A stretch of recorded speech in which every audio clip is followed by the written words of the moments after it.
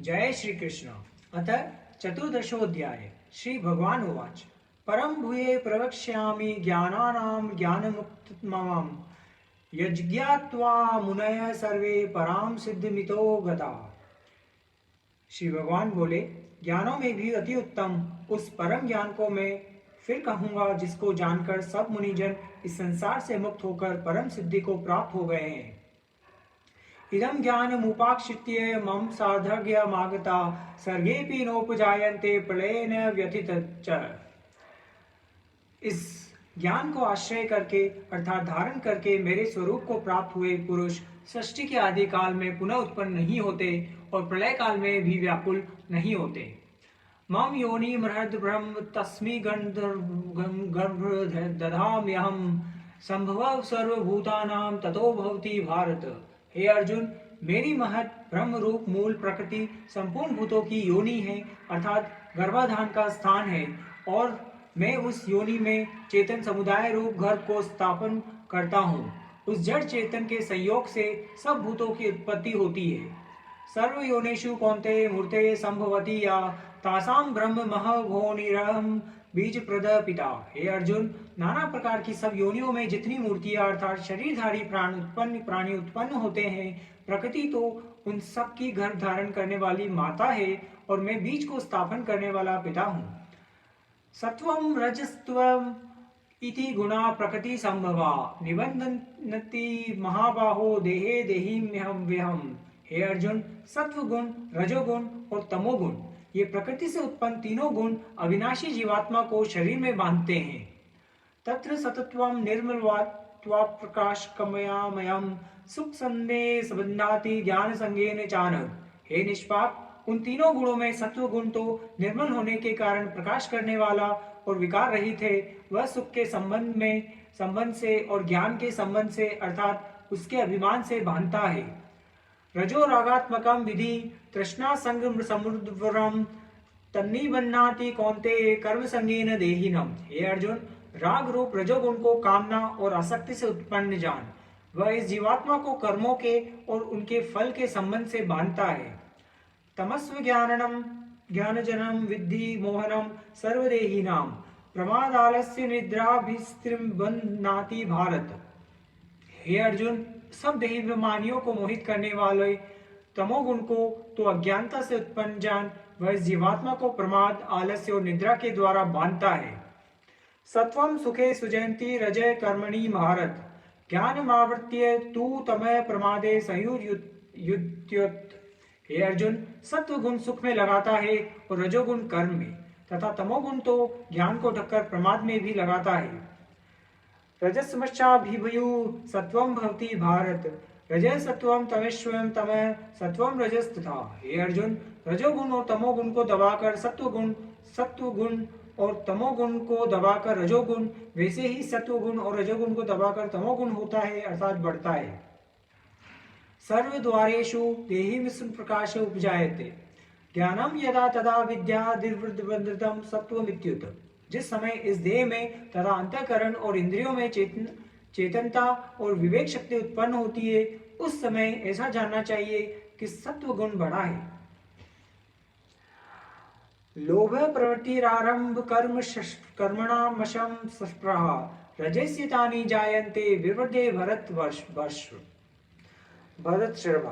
हे अर्जुन, रजोगुण के बढ़ने पर लोभ प्रवृत्ति, स्वार्थ बुद्धि से कर्मों का सकाम भाव से आरंभ, अशांति और विषय भोगों की लालसा ये सब उत्पन्न होते हैं। अप्रकाशो प्रवृत्ति प्रमादो मोह एव च तमस्येतानि जायन्ते विवर्धे कुरु नंदन।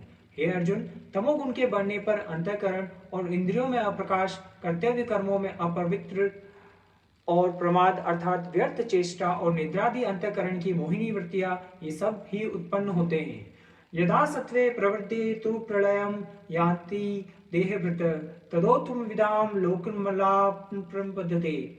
जब ये मनुष्य सत्व गुण की वृद्धि में मृत्यु को प्राप्त होता है, तब तो उत्तम कर्म करने वालों के निर्मल दिव्य स्वर्गादि लोकों को प्राप्त होता है। रजसी प्रलयम गत्वा कर्म संगिनी जायते तथा परलिस्मसि मूढ़ योनिषु जायते। रजोगुण के बढ़ने पर मृत्यु को प्राप्त होकर कर्मों की आसक्ति वाले मनुष्यों में उत्पन्न होता है तथा तमोगुण के बढ़ने पर मरा हुआ मनुष्य कीट पशु आदि मूढ़ योनियों में उत्पन्न होता है।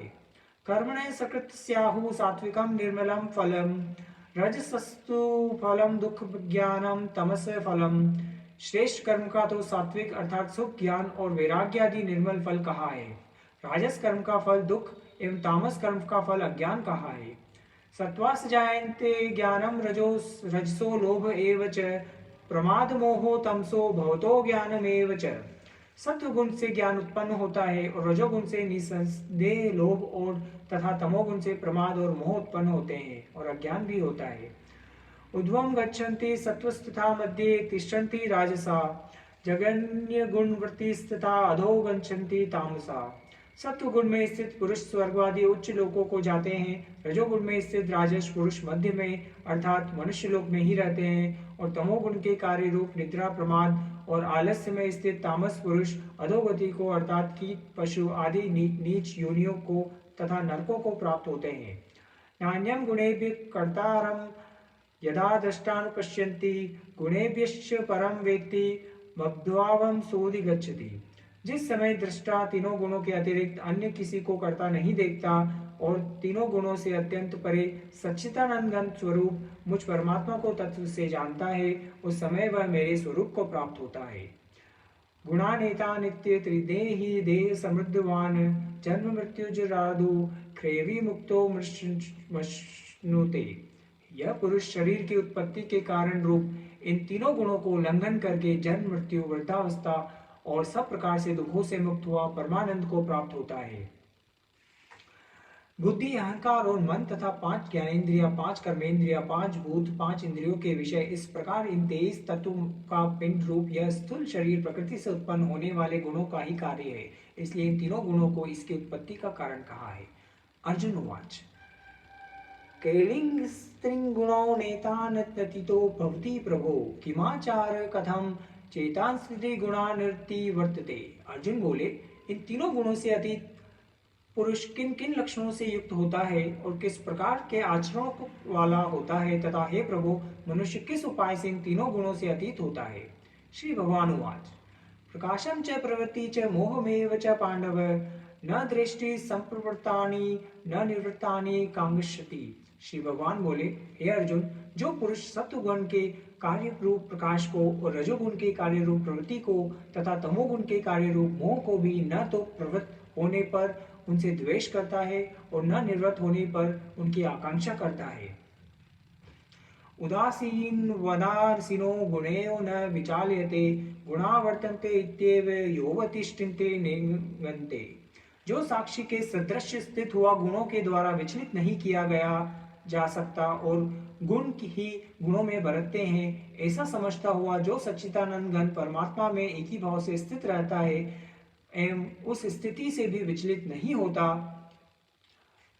सम दुख सुख स्वस्थ समलोष्टाश्म कांचन तुल्य प्रिया प्रियो धीरस्तुल्य निंदा सुसंस्कृति।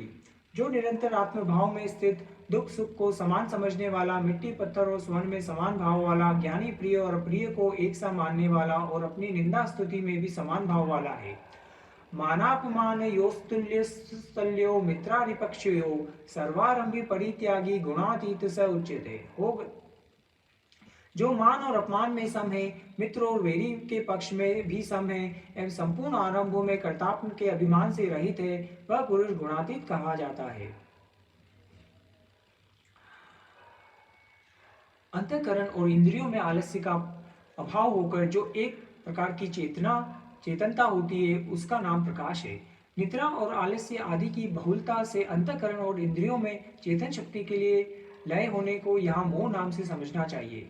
जो पुरुष एक सच्चिदानंद घन परमात्मा में ही नित्य एक ही भाव से स्थित हुआ इस त्रिगुणमय माया के प्रपंच रूप संसार से सर्वथा अतीत हो गया है, उस गुणातीत पुरुष के अभिमान रहित अंतःकरण में तीनों गुणों के कार्य रूप प्रकाश प्रवृत्ति और मोहादिवृत्तियों के प्रकट होने और न होने पर किसी काल में भी इच्छा द्वेष आदि विकार नहीं होते, यही उसके गुणों से अतीत होने के प्रधान लक्षण है।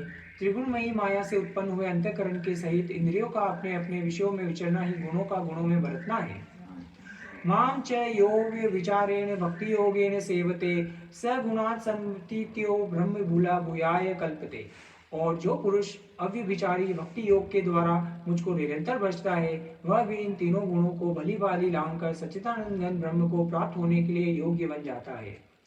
ब्रह्मणो हि प्रतिष्ठाहमृत्यस्याव्यव्यस्य च शाश्वतस्य च धर्मस्य सुखे कांतिकस्य च। क्योंकि उस अविनाशी परब्रह्म का और अमृत का तथा नित्य धर्म का और अखंड एक रस आनंद का आश्रय में हूँ। ओम तत्सिद्धि। श्री भगवद गीता सुपनिषद ब्रह्म विद्याया योग शास्त्रे श्री कृष्ण अर्जुन संवादे गुणत्रय विभाग योगो नाम चतुर्थोदश अध्याय चतुर्थ 14वां अध्याय संपूर्ण। जय श्री कृष्ण।